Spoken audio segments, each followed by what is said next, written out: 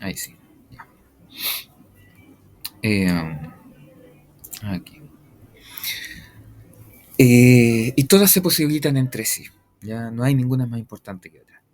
El día de hoy vamos a ver estos últimos dos procesos cognitivos, eh, en los cuales hemos hemos tenido bastantes aciertos, pero también hemos cometido muchos errores en la comprensión y la aplicación de estos procesos cognitivos. El primero de ellos, al cual vamos a hacer mención, es el proceso del aprendizaje. Y aquí en este sentido voy a especificar dos, voy a hablar así como muy a grandes rasgos, dos procesos de aprendizaje que nosotros, si bien nacen desde la ciencia, las definen, las desarrollan, están muy presentes en nuestra vida cotidiana. ¿Ya? Y me refiero a lo que es el condicionamiento clásico y condicionamiento operante, pero ahí lo vamos a ver en su momento. Ahora, el aprendizaje también es un proceso que ocurre, ¿cierto?, en nuestra mente, no solamente en nuestro cerebro. Debemos entender que nuestro cerebro no es igual a la mente, son dos cosas diferentes. ¿Ya?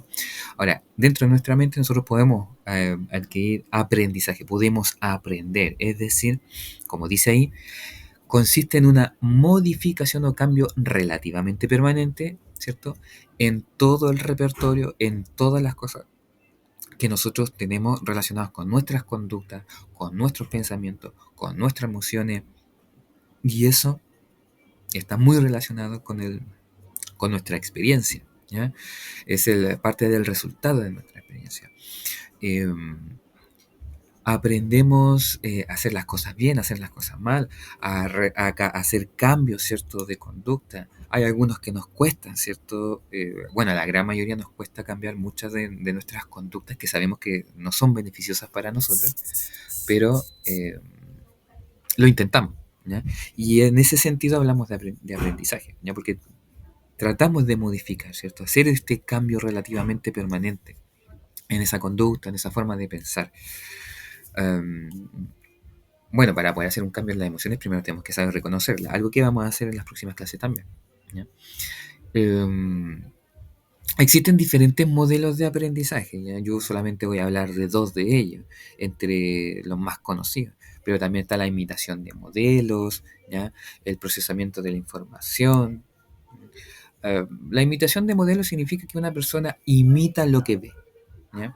Entonces, de ahí viene, por ejemplo, el hecho, la visión popular que tenemos nosotros, más coloquial, en el que uno se transforma en el modelo de los menores. ¿Mm? Um, yo nací creciendo, yo tengo más hermanos, yo nací creciendo, perdón, yo crecí escuchando de mis padres de que yo me transformaba en un modelo para mis hermanos. ¿Mm?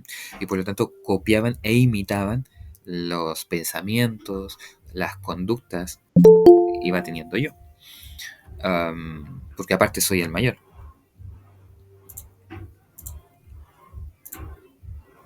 Y lo más probable es que muchos de ustedes hayan pasado por experiencias bastante similares. Bueno, pero de esto vamos a hablar solamente dos. Bueno, de ahí también viene el cuento de la imitación de modelos. Los modelos que tienen los niños, ¿cierto? Hoy día que está muy preponderante a los chiquillos que les gusta el fútbol, a los hombres, ¿ya? O ciertos modelos femeninos para las mujeres. Personas que luchan por la libertad, ¿ya? Por ciertas temáticas. eh, Artistas. ¿Ya? El que más se da en la gran mayoría de personas, de niños o niñas, da lo mismo, son los artistas. Entonces también copian, ¿ya? Imitan el modelo. Por eso no da lo mismo el tipo de modelo que uno tenga. ¿Ya? Um, y de ahí es donde debemos tener cuidado.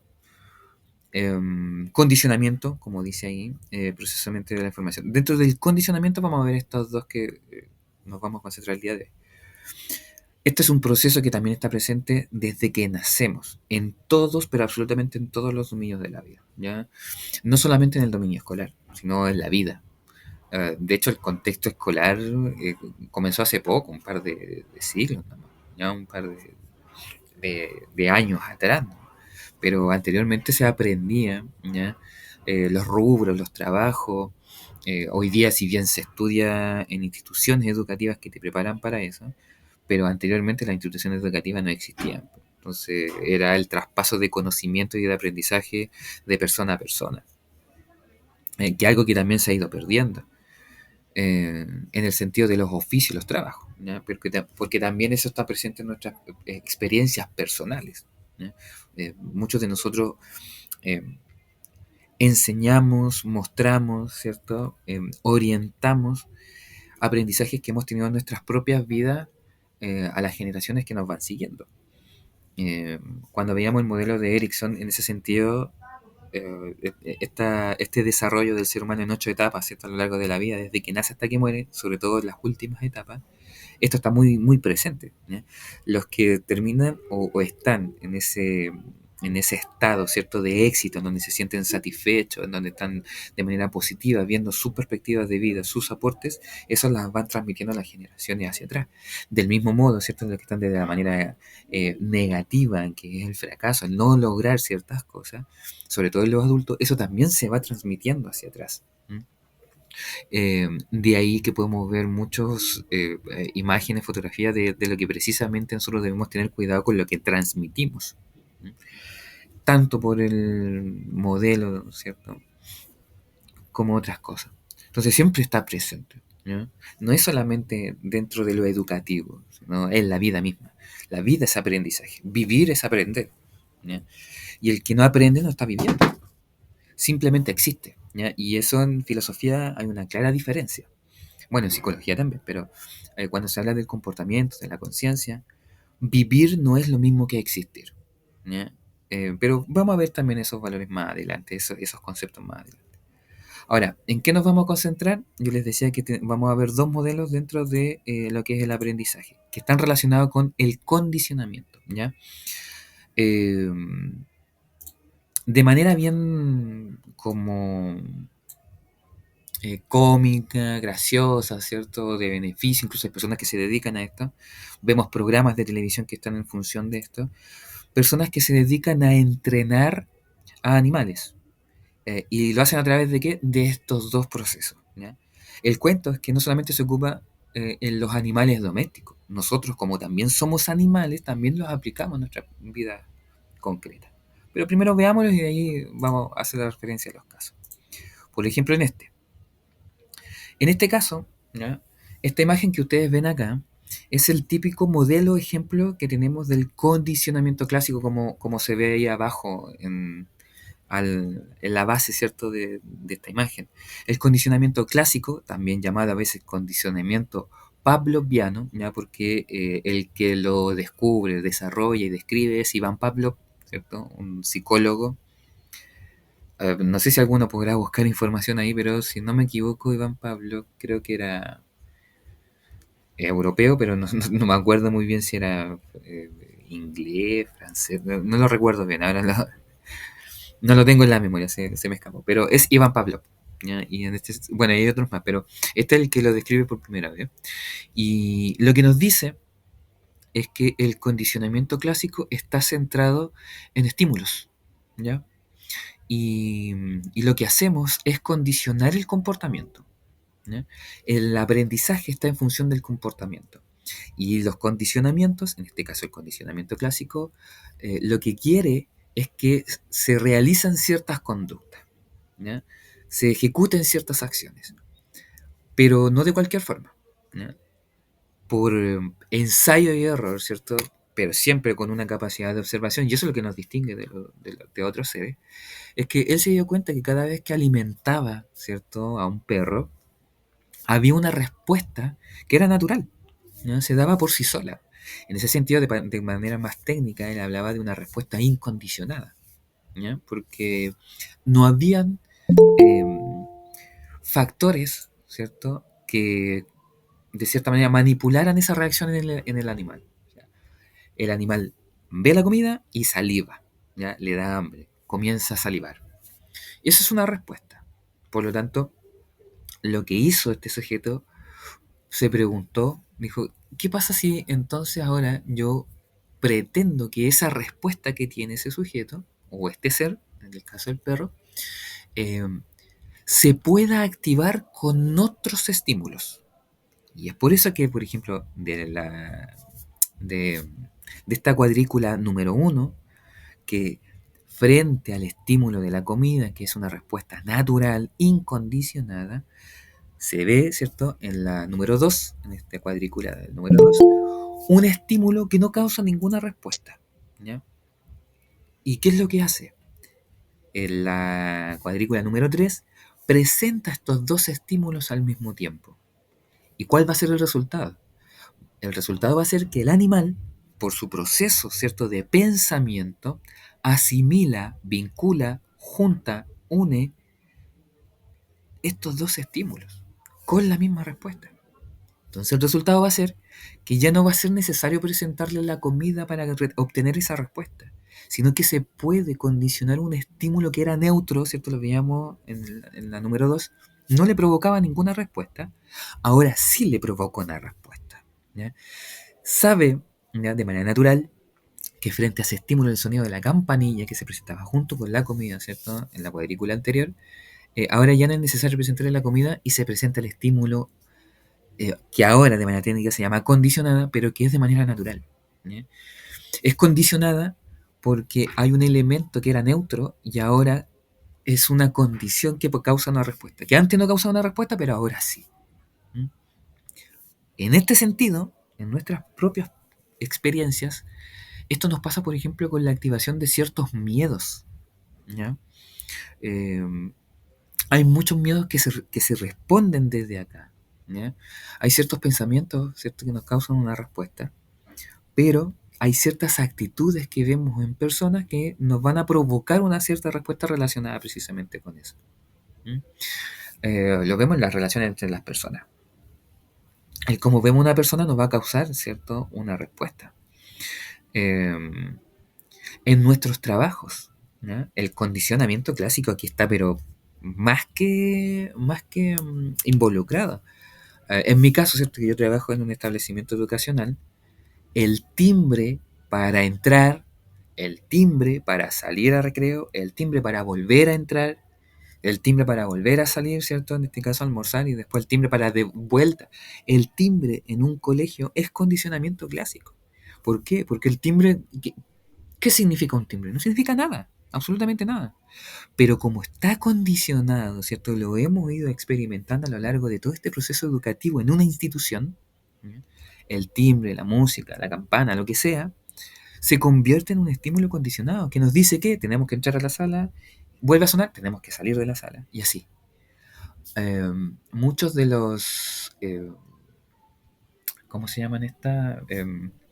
Simulaciones que se hacen bueno, en los mismos colegios o los trabajos, cuando después de un terremoto o alguna catástrofe, ¿cierto? Hacen salir lo mismo, pues el sonido del megáfono o del elemento que tengan para hacer que los estudiantes salgan de la sala, ¿cierto? De manera segura, también es condicionamiento. Clásico en este sentido. ¿Ya? Y así también van a haber otras cosas. Pónganse a pensar en sus propios contextos, en donde, ¿cierto? Habiendo un estímulo neutro, bueno, tenemos que ponernos a pensar cuáles son los estímulos neutros primero. Porque si, va a haber una primera instancia que ustedes van a ver que ese estímulo es condicionado porque ese estímulo causa una respuesta. Pero si lo piensan de manera lógica, tienen que ponerse a pensar en los estímulos que se dan de manera natural. Ahora, generalmente estos están relacionados con el dormir, con la comida, ¿cierto? Con cosas netamente naturales, ¿ya? Con el descanso, en todos los que son los animales. Ahora, esto lo hacen los entrenadores. El hecho de, por ejemplo, hacer, no sé, un movimiento con la mano, el sonido con la boca, para que el animal realice una acción concreta, tiene que ver con esto. ¿Mm? Ahora, no es el único, ¿no? ¿Por qué? Porque el otro modelo, que es el condicionamiento operante, dejar de compartir, ventana,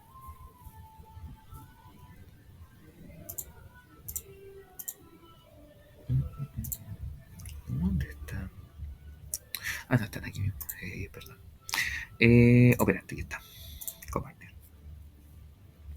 El condicionamiento operante está en función si, si en el condicionamiento clásico hace referencia a respuestas naturales, incondicionadas, que se presentan, el condicionamiento operante está en función de acciones voluntarias.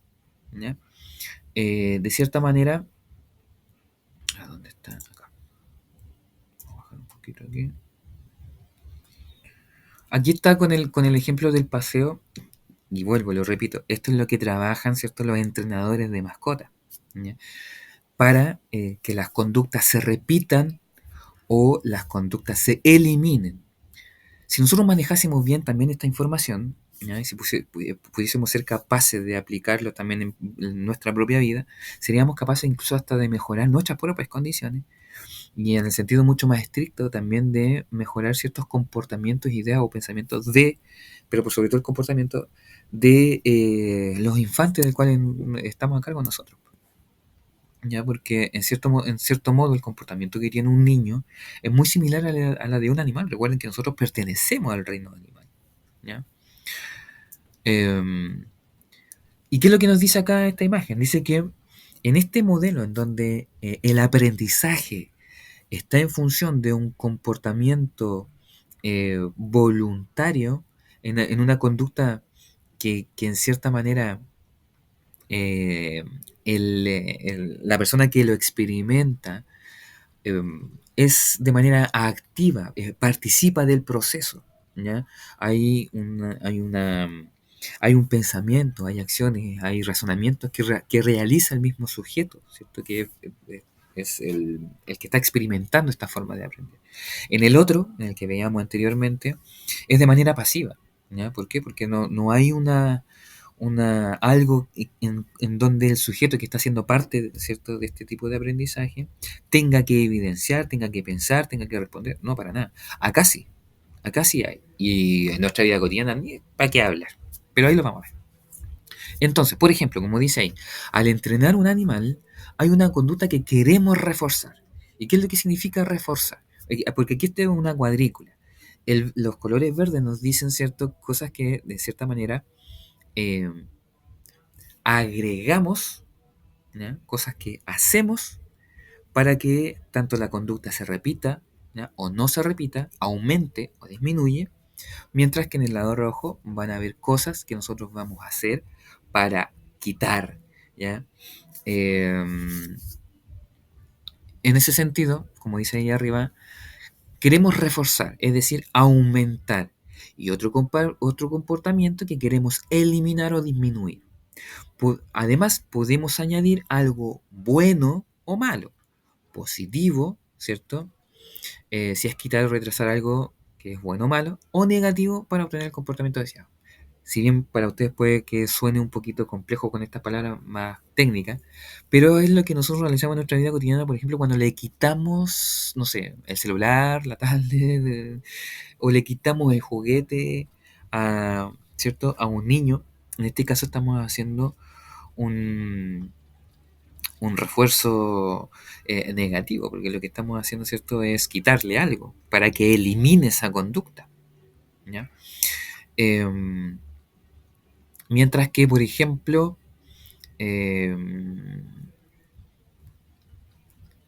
no sé si habrá, ¿ya?, pero lo he escuchado mucho de madres cuando están amamantando, para que el bebé deje de amamantar.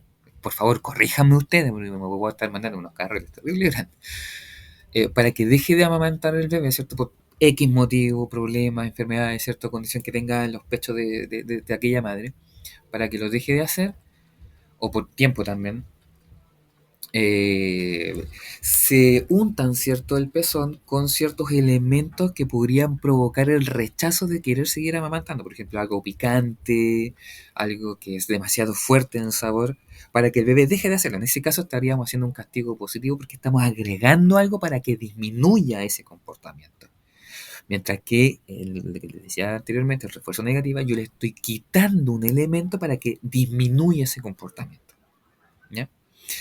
Ahora, podemos añadir algo bueno o malo, ¿cierto? Ya.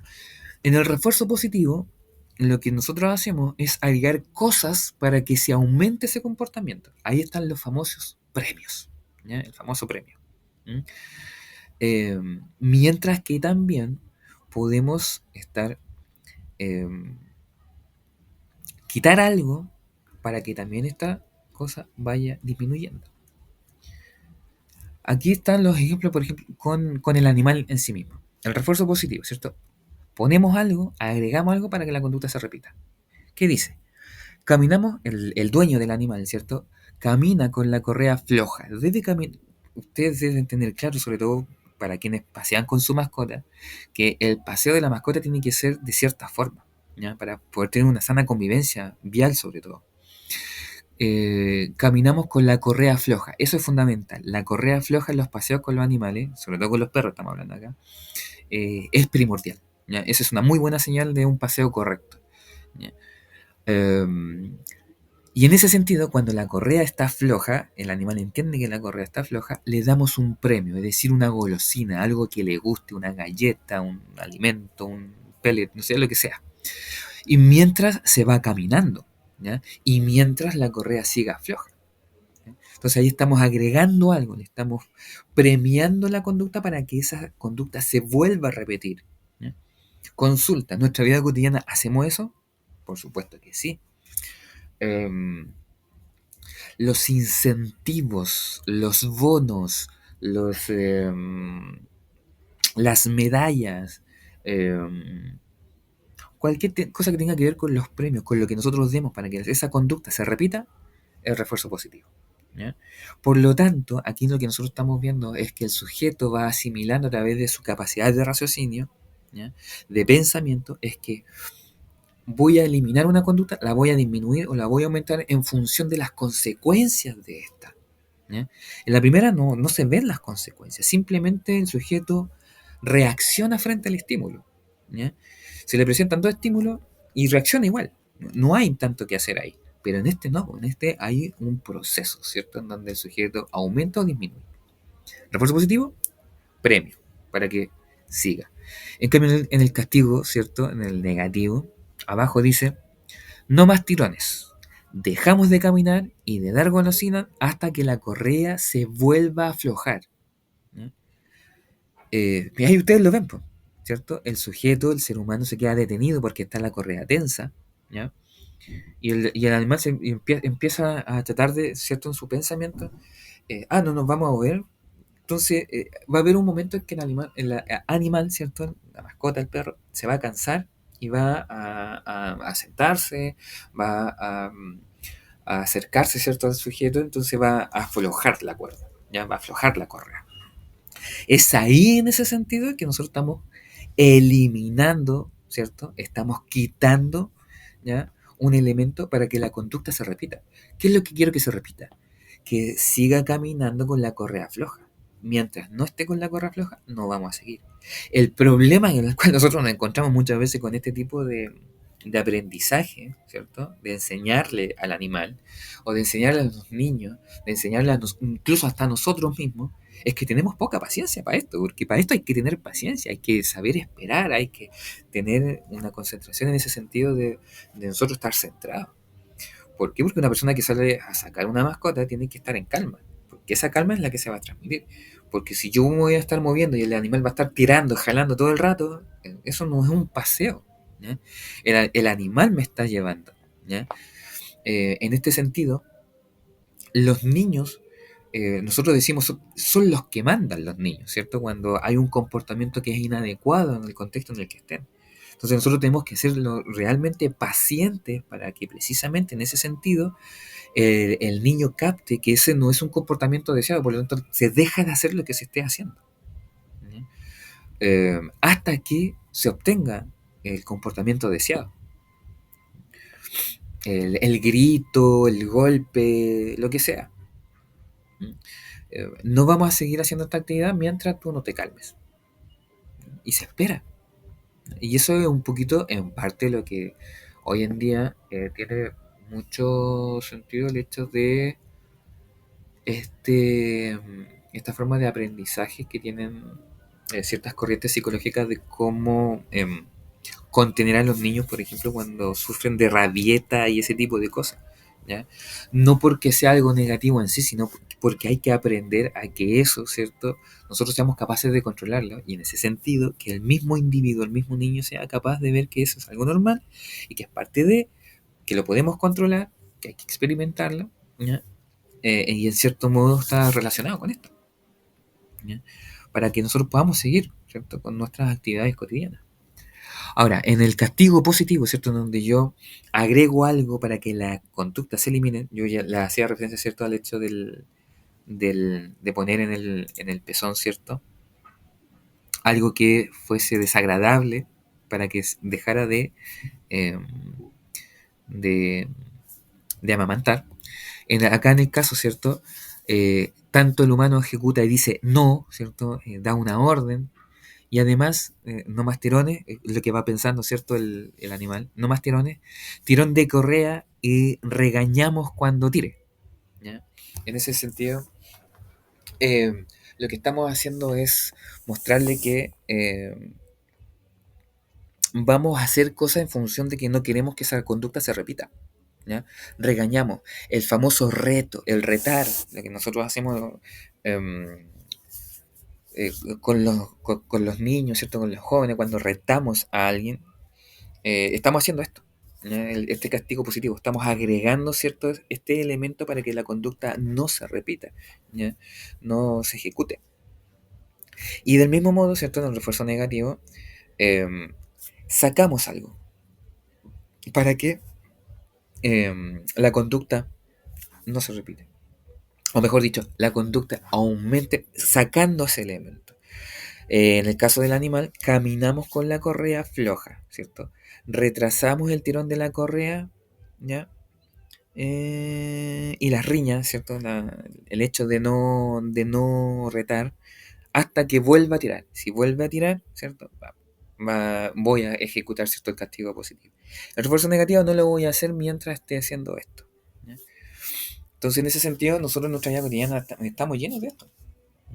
Recuerden, el, los bonos, los premios, las medallas, ya todo lo que en cierta manera, eh, el quitar elementos, el celular, el computador, un fin de semana, los castigos, ¿ya? Están en función de todo esto. Nosotros esto lo hemos experimentado a lo largo de toda la vida, entonces de cierta manera lo manejamos. Pero esto, claro, acá está dicho de manera más técnica, porque precisamente está Skinner, que es el psicólogo que de cierta manera desarrolla, define esta forma de aprendizaje, lo hace de esta manera. ¿Ya? Entonces tenemos a Iván Pavlov, por un lado con el condicionamiento clásico, ¿cierto? Que veíamos anteriormente, y en este caso tenemos lo que es a Skinner, ¿cierto? Y otros más, pero encabezados por Skinner, en lo que es el condicionamiento operante. Dicho eso, ¿dudas? ¿No? Porque quiero pasar al último proceso cognitivo. Oh, muchas gracias, Nadia, muchas gracias. Al último proceso cognitivo, ¿ya? Porque aquí estábamos en aprendizaje, ¿cierto? ¿Cómo es que nosotros aprendemos? Imitamos, ¿cierto? Y también nos condicionamos. ¿Mm? Eh, Me acuerdo de otro ejemplo. Para el cuento de las vacunas, para lo que fue el periodo de pandemia, muchos regalaban, ¿cierto? Los que estaban haciendo, los que inyectaban, regalaban sticker a los niños o en la famosa paleta, ¿cierto? ¿Qué es lo que estaban haciendo ahí? Era el refuerzo positivo. Estaban agregando algo, estaban haciendo una acción para que esa conducta se repitiera, ¿cierto? Y fuese vista de manera positiva. Eh, Inteligencia, que es el que nos está faltando. Vamos a eliminar estas. Ah, está acá. Ya, entonces. Aquí. Una de las cosas que yo le comento a los chiquillos en la sala de clase es que nosotros los adultos hemos cometido de repente un error muy garrafal y hay muchos que lo están todavía em, materializando en las generaciones nuevas. Y es que, por ejemplo, hemos mencionado mal el hecho de decir que una persona es inteligente o no es inteligente para ciertas cosas. ¿Por qué? Porque acá, como ustedes lo ven en pantalla, esta es una teoría que fue propuesta por un psicólogo llamado Howard Gardner, ¿cierto? Y bueno, después vienen otros psicólogos. eh, el día de hoy está pero lleno de relatorías, ¿cierto? De talleres con respecto a lo que es, por ejemplo, no sé si lo han escuchado por ahí, la inteligencia emocional, ¿ya? Hoy día se le está dando mucha importancia en los establecimientos educacionales. De hecho, hoy día acabo de escuchar en un taller que tuvimos, en una capacitación que tuvimos en el colegio, el hecho de que son los mismos chiquillos que están tratando de postular, ¿cierto? De sugerir que se hagan cosas en función de lo emocional, ¿ya? En ellos mismos. Y es una cuestión lógica, una cuestión súper lógica. Hemos visto que los índices en este sentido del manejo de la ansiedad, del estrés, han ido pero a la alza, no solamente de los estudiantes, sino de todas las personas, ¿ya? Ah, las tasas de los porcentajes de licencias médicas, lo que son las enfermedades mentales, ha aumentado, pero mucho, mucho, mucho. Es cosa de entrar a la estadística del Ministerio de Salud con esos datos. Es cuático. Hay un aumento, pero súper amplio, y eso tiene que ver con este sentido de la educación emocional. Educación emocional que, por ejemplo, nace desde este Howard Gardner de las inteligencias múltiples, en donde nos dice que todos somos inteligentes, pero en ámbitos y en áreas diferentes. La inteligencia emocional tomas dos de estas inteligencias, ¿ya? Que es la que se ve de color verde, ¿cierto? Y la de color celeste, que es la inteligencia intrapersonal, ¿cierto? De uno hacia adentro, intro, ¿ya? Me voy hacia adentro, o interpersonal, ¿cierto? Inter, hacia afuera, al exterior. Por eso hablamos de lo internacional, ¿cierto? Porque estoy hacia afuera. Entonces, en ese sentido, eh, tratar de reconocer lo que nos pasa a nosotros, pero también al mismo tiempo a los demás. En ese sentido, se ejecutaría lo que es la empatía también. Pero no son las únicas. Obviamente la inteligencia emocional en ese sentido hoy día ha tenido mucho más auge. Pero tenemos otro tipo de inteligencia. Ustedes ven ahí. La inteligencia espacial, la inteligencia corporal, la inteligencia naturalista, la inteligencia musical, la lingüística, la matemática, además de la intrapersonal y de la interpersonal. 8 tipos de inteligencias, en donde todos tenemos estas capacidades, pero algunas están más desarrolladas que otras. Pueden haber sujetos que tengan 2 o 3 tipos de inteligencias dominantes. Eh, Puede que hayan sujetos que tengan un solo tipo de inteligencia dominante, lo que no significa que las otras no estén, sino que domina más en la forma de pensar y de ver el mundo que las otras. ¿Ya? Eh, Todos tenemos estos tipos de inteligencia. Entonces, la inteligencia en sí, ¿ya? Está relacionada con la capacidad que nosotros tenemos de resolver conflictos, problemas, situaciones, ¿ya? Hechos que vamos experimentando. Eh, por eso hoy día tiene tanto boom el hecho de la inteligencia emocional. Por ejemplo, en la inteligencia espacial, ¿cierto? Habla el hecho de cómo los sujetos, independientes del género, que si aquí da lo mismo el género, las personas eh, tienen esta capacidad, ¿cierto?, de manejar el espacio, ¿ya? El espacio tanto en cualquier dimensión, o considerando las diferentes dimensiones, eh, como también elementos dentro de esas dimensiones, ¿ya? Como dice ahí, permite observar el entorno perdón, permite observar el entorno e interpretarlo, así como generar imágenes que no existen. Esta inteligencia capacita a elaborar un criterio sobre lo correcto visualmente y detectar detalles que suelen pasar desapercibidos. Eh, la inteligencia espacial, por ejemplo, está presente en personas que son capaces de orientarse muy bien en el contexto en el que estén. Son las personas que son capaces de decir, mira, vaya hasta el norte, vaya hasta el sur, el este, el oeste, el oriente o el poniente. ¿Ya? Para este lado tenemos la playa, para este otro lado tenemos la montaña. Cuando llegamos a una ciudad nueva, a un lugar nuevo, muchos nos desorientamos porque no sabemos ubicarnos, ¿cierto? Espacialmente, en el espacio en el que estamos, en el contexto. Los pilotos, los conductores tienen esta inteligencia espacial desarrollada, ¿ya? Del mismo modo, así como puede haber una preponderante, ¿cierto? Dominante, o dos, o tres, o cuatro, incluso pueden haber más, que están muy presentes, eh, también es dinámica, ya no es estática. ¿A qué se refiere?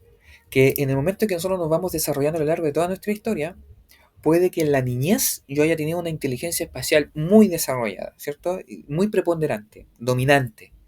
Pero ahora que soy, no sé, tengo 39 años, puede que tenga más desarrollado hoy día mi inteligencia lingüística, ¿ya? Que soy capaz de yo dominar mi... Yo lo estoy hablando de casos bien reales, estoy hablando de mi condición. Tanto es así, por ejemplo, que yo les mencionaba a los chiquillos, que a la edad que tenían ellos, tercero o cuarto medio, a mí me daba pánico escénico salir a, a la pizarra, ¿ya? Porque tenía el error de equivocarme en lo que vaya a hablar o decir o ejecutar. Pero hoy día, bueno, en realidad los años anteriores, eh, los chiquillos me pedían que yo fuera el animador de los aniversarios en el colegio. Y lo dominan, no tenía ningún problema y lo hacía pasar bien y era un animador más. De hecho, hasta videos en internet de ciertas animaciones que tengo de bingo y cosas por el estilo. Y eso es porque a lo largo de mi vida la fui desarrollando, la fui manifestando, la fui ejecutando, la fui capacitando hasta llegar a este punto, ¿ya? Yo antes no tenía esta inteligencia lingüística. Si bien está relacionada con las letras, ¿cierto? Porque dice que es la capacidad de dominar el lenguaje, tanto hablado, escrito, ¿cierto? Y gestual. eh, yo al principio no lo tenía. No tenía inteligencia lingüística. ¿Para qué hablar de las faltas de ortografía y de las signos de puntuación y ese tipo de cosas? No, para nada. Pero en la universidad tuve compañeros que me decían, oye, ¿me puedes revisar el trabajo? Revísame la ortografía y todo el cuento. Y lo hacía, pero era precisamente por tanto que yo les decía, porque es dinámica, va cambiando con el transcurso del tiempo. Dependiendo de las acciones que yo vaya realizando, voy desarrollando unas y otras, ¿ya? Desarrollando una y dejando otras. ¿M? Entonces, eh, también se puede estar presentando esta inteligencia. La lingüística, ¿cierto? La espacial la veíamos, ¿cierto? En arquitectos, ajedrecistas, pintores, conductores, ¿ya? Pilotos, arquitectos, ¿cierto? Que tienen que pensar la estructura, qué es lo que van a, ese espacio donde van a construir algo. La lingüística que suele estar en escritores, periodistas, oradores, políticos. Bueno, profesores obviamente, porque nosotros tenemos que ejecutar, ¿cierto? Hablar mucho. Eh, las personas que están dentro de la empresa encargada del sector de las informaciones, ¿cierto? El que se comunica con todas las personas que entran ahí, ella debe tener, esa persona que está ahí, esa persona debe tener una inteligencia lingüística igual desarrollada porque tiene que hablar, conversar, ¿cierto? Con la gente. También tenemos la corporal, la inteligencia corporal, que dice que es aquella que se utiliza, ¿cierto? O es aquella que utiliza las habilidades motrices para expresarse y ejecutar movimientos complejos a través del cuerpo, ¿ya? Aquí vamos a tener, obviamente, a los deportistas, ¿ya? A los actores, a los artesanos, a los bailarines. Por eso hablaba de artistas como así de grande grupo. ¿Por qué? Porque obviamente el deportista lo que tiene que hacer es la perfección en la ejecución de un movimiento corporal, ¿ya? Eh, y tenemos exponentes sobrados para eso. O sea, las Olimpiadas es un festival de inteligencia corporal, ¿cierto? Donde nos muestran el dominio y la capacidad de la perfección en ciertos movimientos. Y eso es lo que se evalúa, ¿cierto? En las Olimpiadas o en cualquier competencia deportiva, ¿ya? Eh, bueno, los actores, ¿para qué hablar? Pues ellos tienen que ser capaces de controlar su cuerpo para poder ejecutar ciertas emociones, expresar ciertas emociones sobre todo, eh, para que el espectador al momento de ver esa reacción, que no es lo mismo que se hacía antes, ¿cierto? Los de la antigua Grecia usaban máscaras. ¿Se acuerdan cuando habíamos el concepto de personalidad, el presopón, las máscaras del teatro? Usaban eso. Pero hoy día no, hoy día vemos la gesticulación de los actores, la modulación, ¿cierto? El movimiento, el correr, el expresar a través de su cuerpo. Eh, la inteligencia naturalista, que es la capacidad de relacionarse con el entorno natural, ¿ya? Se encuentra más desarrollado en las personas que se relacionan con las especies animales, los vegetales, la geografía, con soltura, con facilidad. Las personas, las de campo, ¿cierto? Que dicen, saben el clima que hay, lo que va a venir, los que entrenan animales, ¿cierto? Los que conviven con animales, en cierta manera tienen este tipo de inteligencia desarrollada. Quienes no tienen este tipo de inteligencia, ¿cierto? Les dificulta entrar en interacción con un animal, ¿ya? Con la misma naturaleza, no son capaces de reconocer, por ejemplo, no sé, los tipos de árboles, de plantas, de flores, pero hay gente que sí. Eh, los scouts, por ejemplo, en este sentido, los que van a acampar, la inteligencia naturalista tiene que estar ahí de cierta manera presente, ¿no? Porque eso les ayuda a reconocer ciertos elementos de la propia naturaleza, el reconocer el camino, ¿ya? Los lugares, y ese tipo de cosas. La inteligencia musical, las funciones vinculadas con el ritmo, la interpretación, la ejecución de la música eh, están más desarrolladas. Es propia, obviamente, los que están en el mundo de la música, ¿ya? Pero no solamente ellos, sino también cualquier otra persona que tenga este sentido. Porque no es necesario a lo mejor estudiar música. Hay gente, no sé, que es capaz de reconocer ciertos ritmos, ¿ya? Eh, de manera especializada se habla de las personas que tienen oído absoluto, ¿ya? Porque eso es una condición muy natural, no se desarrolla. Pero el resto de las personas sí, po. El que aprenda a tocar un instrumento musical, por eso es tan importante el aprendizaje de un instrumento musical, porque te da esta habilidad, ¿cierto?, de la conexión con este mundo de la música, porque la música está relacionada con muchas cosas, ¿ya? Y en manera bien particular con las emociones también.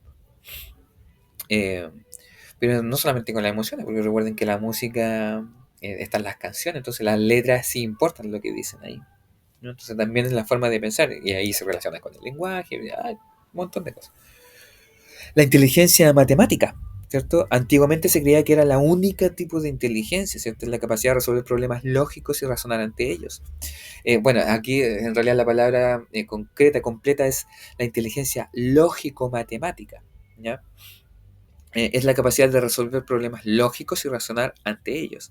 Científicos, informáticos, ingenieros tienen este tipo de inteligencia más desarrollada, ¿ya? Los que se dedican a la lógica, tienen cierto este tipo de inteligencia más desarrollada, lo que no significa que hayan otras personas que no la tengan desarrollada. Muchas personas no se dan ni siquiera cuenta de que la tienen desarrollada, ¿ya? Todo lo relacionado con los números, el mundo de los números, el mundo de las letras, con la lingüística, con el espacio, ¿cierto? El espacial, con el cuerpo, la corporal, con la naturaleza, animales, ¿cierto? Planta, en la naturalista, con los sonidos, ritmos, ¿cierto? Armonía, en lo que es la música. La interpersonal, que facilita el poder captar e interpretar el lenguaje no verbal de los otros, ¿ya? Esta es la que nos permite tener la capacidad de empatía con los otros, ¿ya? Obviamente la inteligencia interpersonal va a estar bien desarrollada en personas que estén en función precisamente de evaluar, de observar el comportamiento, ¿ya? De interpretar el lenguaje de los otros, los psicólogos, los psiquiatras, el docente tiene que también ejecutar aquello, em, los médicos. mm, Son como los grandes grupos en ese sentido que en donde podemos ver gente que está en función, ¿cierto?, del observar el comportamiento del otro.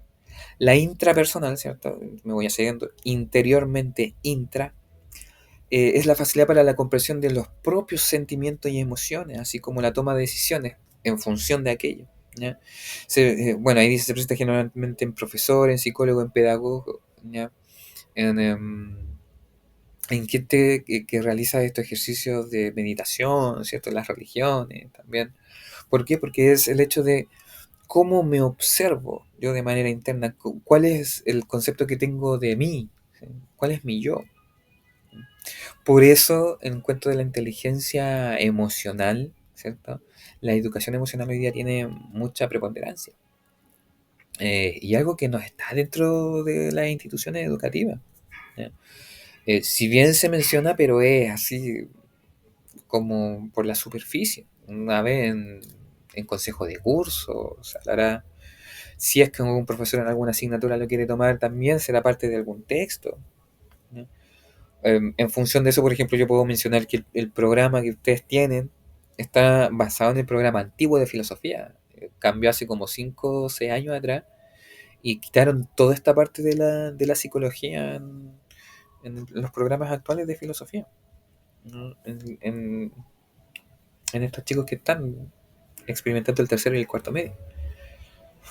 Lo sacan, o sea, los expertos en educación lo sacaron, ni siquiera lo mantuvieron. Entonces, como igual un poco dicotómico. ¿Ya? Se dice que no está, y bueno, ahí vemos los resultados. ¿Dudas? Porque no quiero entrar más en profundidad porque esto es como más lo más central. El que postuló esta teoría, lo voy a escribir aquí en el chat, es el famoso Gardner. Oh, por Dios, estoy escribiendo con minúsculas, perdón, Howard. Ya, él es el que postula, ¿cierto?, las inteligencias múltiples. Y después de él, ¿cierto?, eh, un famoso psicólogo también conocido como Daniel Goleman va a postular lo que es la inteligencia emocional. Lo que yo les decía, la reunión de la inteligencia intrapersonal y la interpersonal, ¿cierto? Estas dos. Por supuesto, Andrea, es súper interesante. De hecho, debiese ser como algo obligatorio para todos, porque no nos enseñan esto. En el sistema educativo es re poco lo que se pasa. Y en nuestra vida personal, o sea, hemos visto que a nuestros padres les cuesta, a nosotros mismos, y en ese sentido después vamos perpetuando esos elementos a las generaciones nuevas. Entonces, es necesario, tenemos que verlo desde ahí. Y nosotros somos los que tenemos que en cierta manera hacerlo, porque no puedo esperar que el otro lo haga, yo lo tengo que hacer. Pero bueno, eso es parte de la inteligencia emocional. ¿Ya? Eh, Así que eso, no sé si dudas, preguntas, algún otro comentario. Gracias, Andrea, ¿cierto?